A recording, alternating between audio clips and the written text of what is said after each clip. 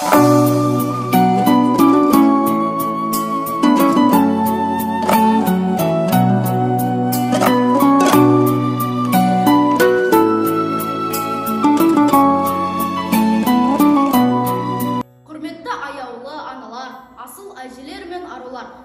ардақты анашым, бүгінгі 8 наурыз әйелдер күні мерекесі ізгіліктің, мейірімділіктің, әдеміліктің нышаны. Сіздер өмірді нұрландырып, шаңыраққа шаттық нұрын себесіздер. Сіздердің қолдауларыңыз әркімнің жүрегіне сенімділік ұялатып, шуақ сыйлайды. Осы айрықша қасиеттеріңіз мәңгілік салтанат құрып, елге ырыс құт дарысын. Құрметті аналар, сіздерді 8 наурыз мерекесімен шын жүректен құттықтаймын.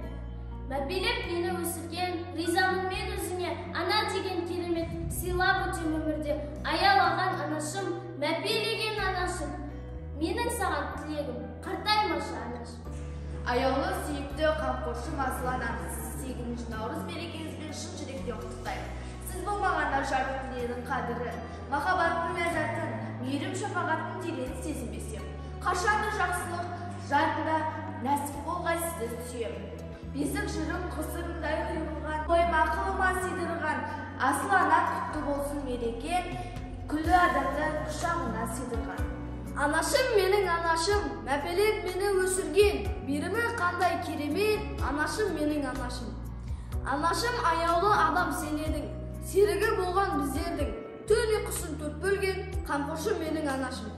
Аяулы анашым, табиғаттың өзі көктем мерекесін сіздер үшін тартып өткен тәрізді.